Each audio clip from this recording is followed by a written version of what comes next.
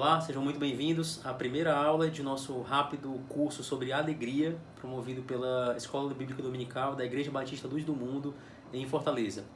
Esse curso ele já foi objeto de aulas na nossa igreja, foram 12 aulas, tive a oportunidade de ministrá-lo no início do ano e deveremos repeti-lo ainda antes do final do ano, se Deus quiser.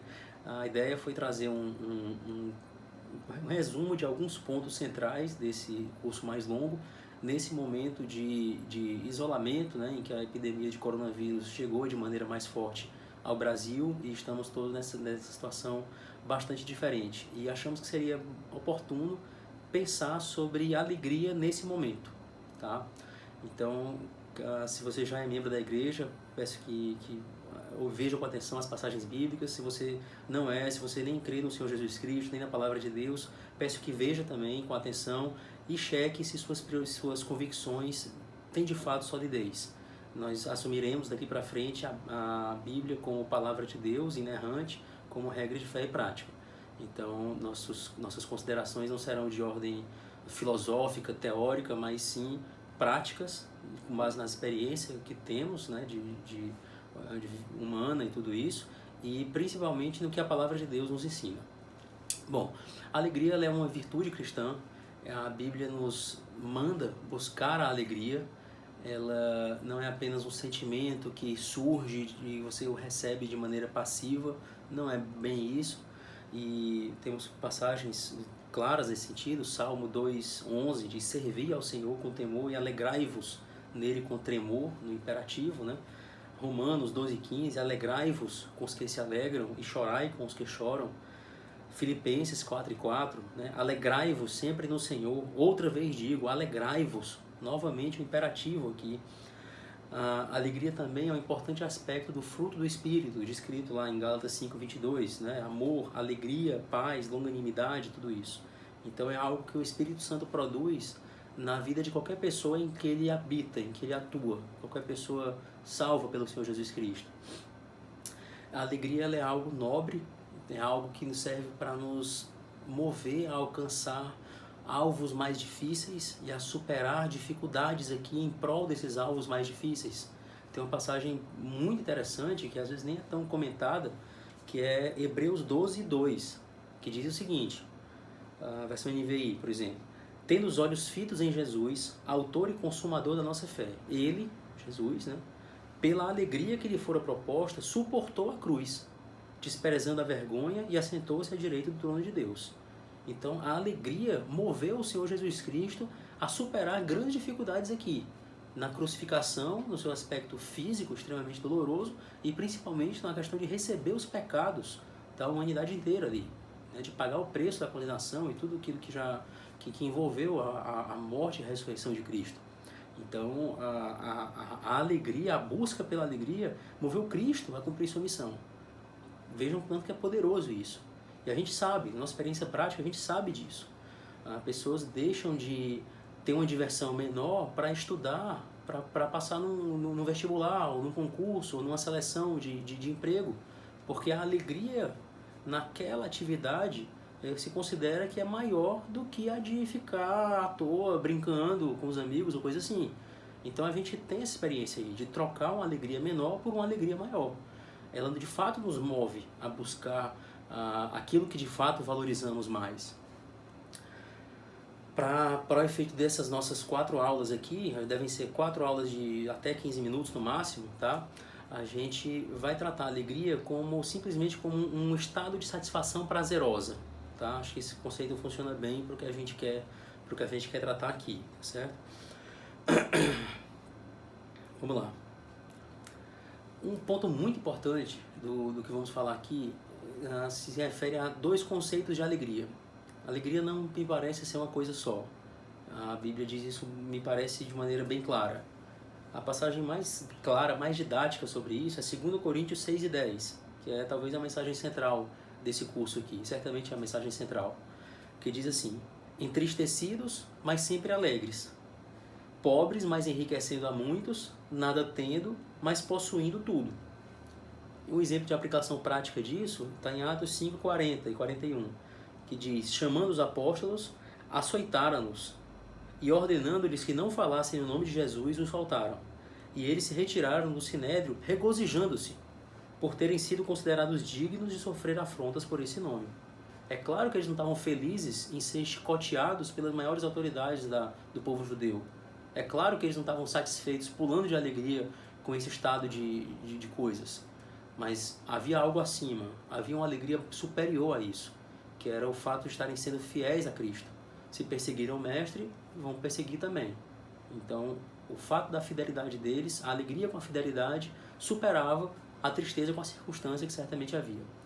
E a passagem de Coríntios, que ele traz claramente o conceito de duas esferas de alegria. Ele estava ao mesmo tempo entristecido em uma esfera de alegria, em um nível de existência, e alegre em outro.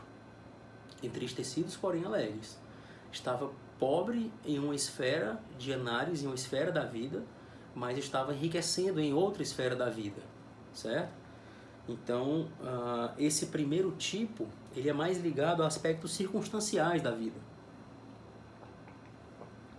É claro que ninguém está feliz, satisfeito, pulando de alegria com o mundo estando submetido a uma epidemia, com morte, sofrimento, pessoas sofrendo com falta de ar, parando empresas, parando tudo, a economia se destruindo, né? Implodindo aí. Então é todo mundo, claro que ninguém vai ter alegria circunstancial nisso, claro que não, tá todo mundo preocupado, todo mundo querendo saber o que vai acontecer, ninguém está alegre com isso, de forma alguma. E a Bíblia é bem franca, então se você ainda não crê na palavra de Deus, veja isso. Ela não é como esses vigaristas de televisão e que empestam aí o meio evangélico também, e não só o meio evangélico, tantos outros, ensinando algo fantasioso, né? A Bíblia é muito franca. Ela não vai tratar isso, ela não vai minimizar o problema, ela não vai minimizar a gravidade de nada. Ela diz entristecidos, porém alegres. Em uma parte da existência você está triste mesmo. Ninguém é para minimizar os efeitos dessa crise, em tudo isso, dizer que é algo pequeno, dizer que é até bom ficar tanto tempo em casa e tudo, não é não. Ninguém escolheria isso se tivesse a opção, tá? Então não é para ficar como poliana, achando tudo bonitinho, vendo coisa muito positiva e muito agradável onde não tem, tá? É ruim, é desagradável. No aspecto circunstancial, não tem problema nenhum estar entristecido. E como é esse segundo aspecto então, professor? Que é o que eu queria saber. É um aspecto ligado a questões que não estão ligadas às circunstâncias dessa vida. São questões mais imutáveis, mais sólidas, de natureza mais celestial. Por exemplo, o Espírito Santo não é infectado pelo coronavírus. O Espírito Santo que habita em você, que já foi salvo por Cristo, ele está absolutamente incólume, está absolutamente da mesma forma que antes de ter a epidemia e que depois da epidemia passar. Então, a sua salvação em Cristo, o fato de Deus ouvir suas orações, isso é verdade, quer você tenha emprego, quer não, quer você esteja em casa ou viajando, ou o que quer que seja. Então, a promessa de vida eterna, ela permanece de pé, qualquer que seja a sua circunstância aqui. Você estando saudável, doente, com emprego, sem, o que for, tá certo? Então, são essas duas esferas de alegria que entendo que a Bíblia fala com certa clareza, tá? Uma mais ligada às circunstâncias dessa vida, a estar saudável, estar bem, estar sem grandes problemas e se alegrar com isso e, ao mesmo tempo, se alegrar com coisas que não dependem disso, coisas que são imutáveis, que permanecerão quaisquer que sejam as circunstâncias aqui dessa vida. Esse segundo tipo de alegria, ele permanece, vamos chamar para o efeito do nosso curso aqui, de alegria celestial, tá? Isso não é uma expressão bíblica, é uma expressão que criei aqui para os efeitos desse curso, para não ter que ficar repetindo esses conceitos a todo tempo, tá? Vamos chamar esse tipo de alegria mais ligado às circunstâncias dessa vida, de alegria circunstancial, e ao segundo tipo de alegria celestial, tá?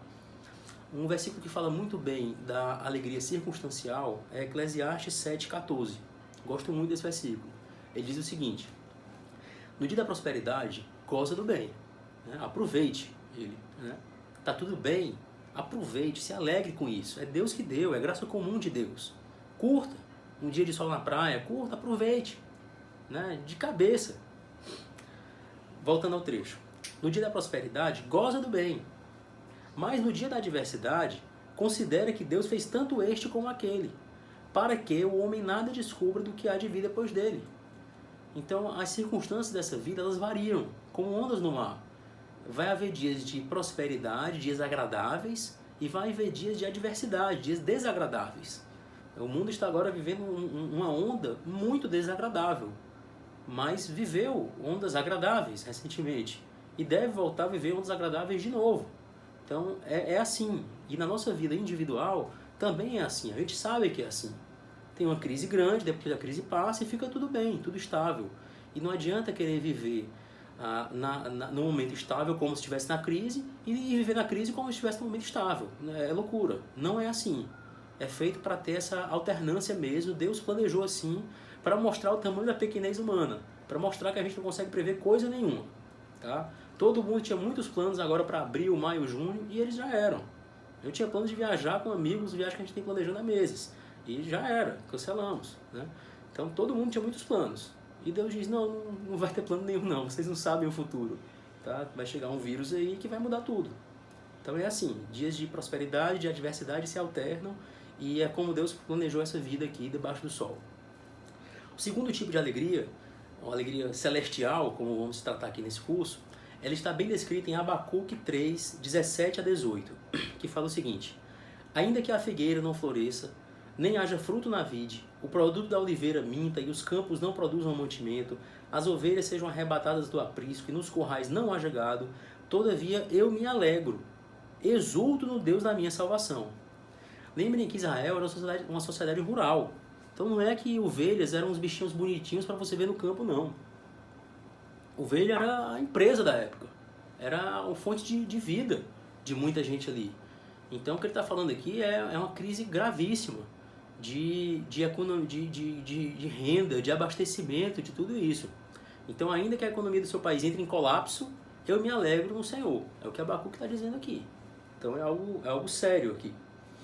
Então esse tipo de alegria, ele independe das circunstâncias dessa vida, tá bom? Acho que já ficou claro a existência dessas duas esferas de alegria, tá? Só mais um ponto, nessas duas esferas de alegria são possíveis todas as combinações.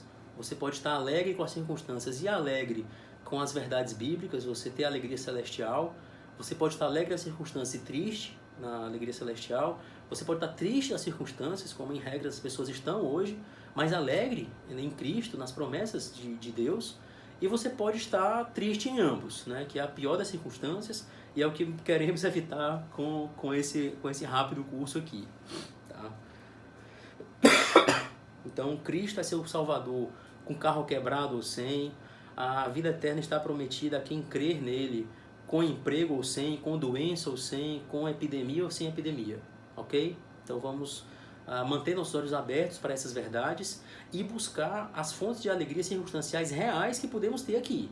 Não é que acabou toda essa alegria circunstancial. Estou dizendo que é um momento caracterizado pela falta de alegria, por tristeza, claro. Mas não é zero também, nem deve ser zero. A gente deve ter os olhos abertos para buscar as alegrias circunstanciais possíveis também nesse momento e, obviamente, jogar uma grande ênfase nos aspectos de alegria celestial, ok? Alguém poderia perguntar se não é egoísmo buscar a própria alegria, né? A gente já viu que a Bíblia manda isso, mas será que não é meio estranho você querer a própria alegria? Isso não é egoísmo? A gente não deve fazer as coisas pensando só no bem dos outros, nem sem pensar no nosso bem? Não, simplesmente não. A resposta curta é essa, não.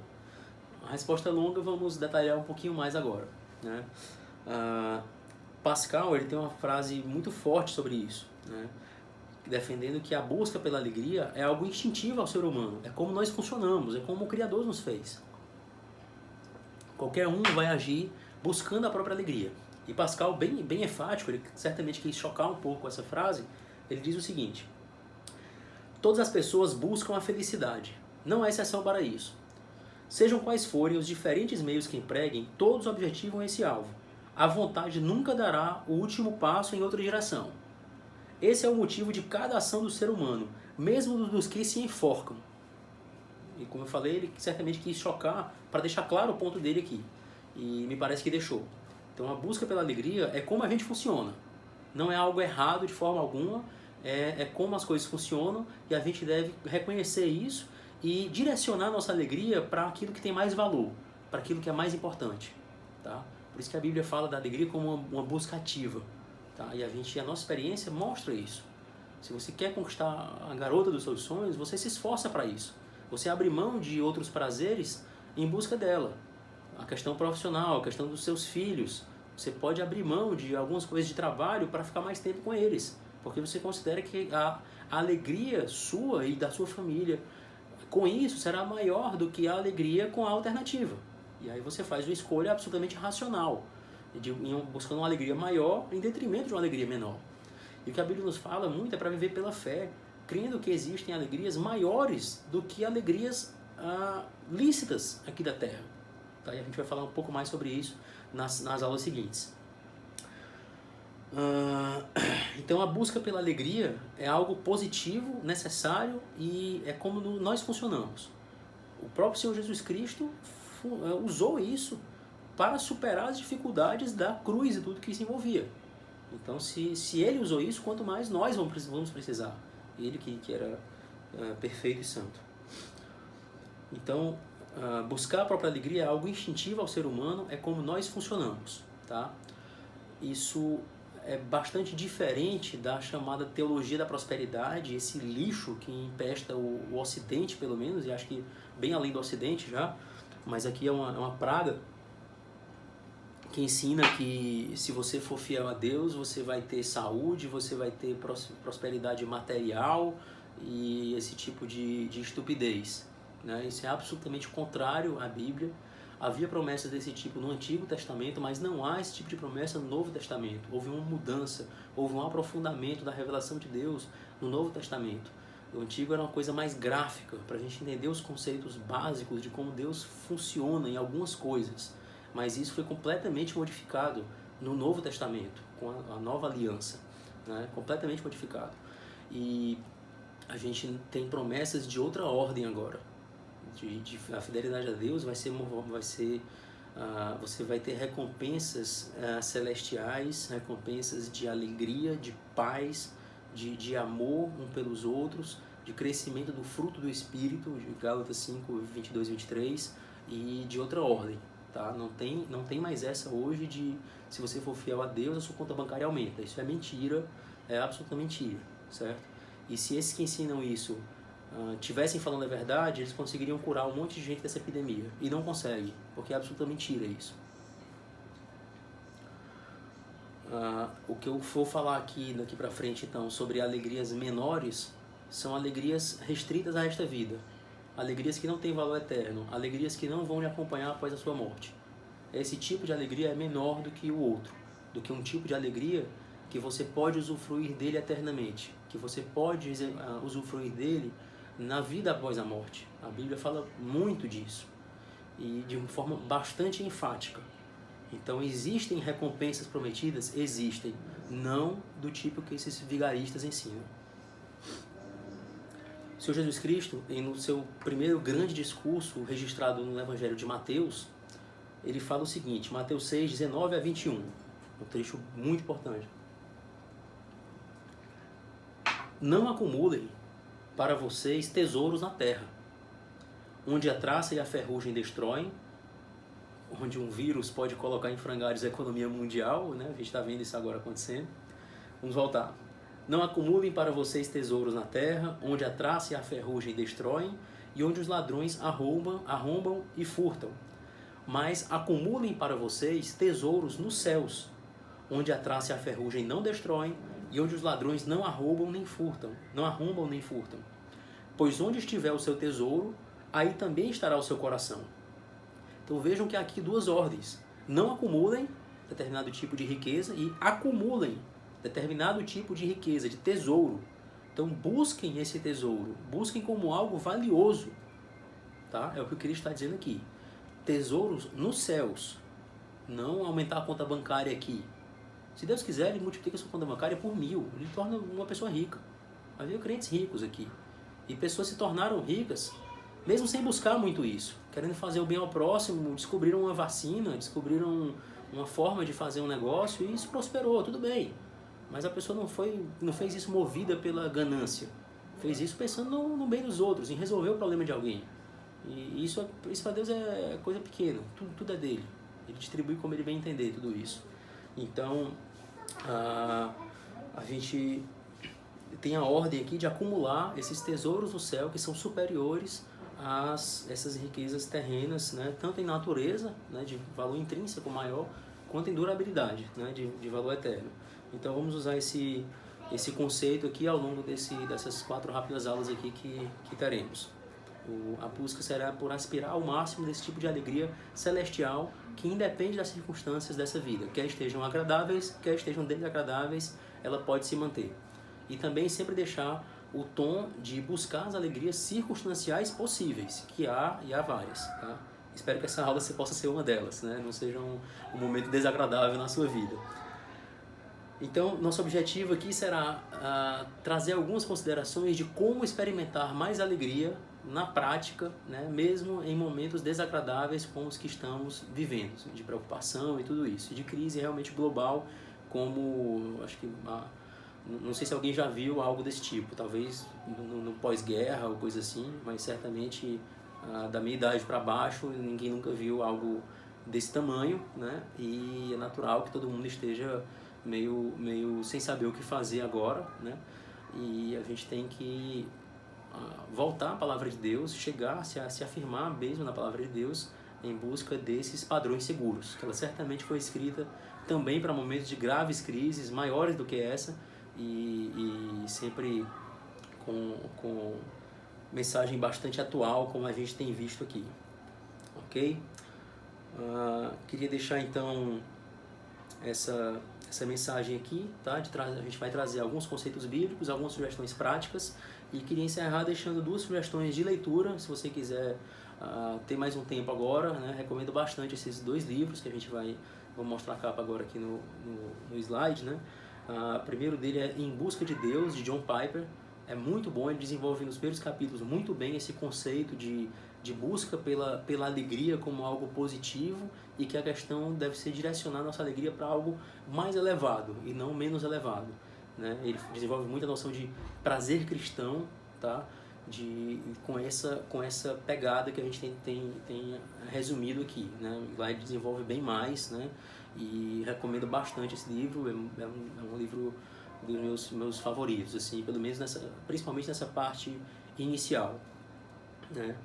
E também um segundo que é específico sobre a questão de depressão, né? Que é algo que atinge muitos, e vários têm demonstrado maior preocupação agora nesse período, né? Com o aumento do caso de depressão, principalmente em pessoas que estejam sozinhas em casa, né? Sem muito contato com outros, e há uma preocupação das pessoas que atuam mais no cuidado de saúde mental. E então indico um livro bem sólido sobre isso, indicado pelo querido pastor e amigo Felipe Prestes, chama Crente Também Tem Depressão, de David Murray. Então, espero que tenham gostado aqui dessa primeira aula, tá? A gente deve ter mais 3 sobre alguns outros pontos bem práticos sobre isso, tá bom? Então, fiquem com Deus e aproveitem esse tempo para se aproximar o máximo possível deles.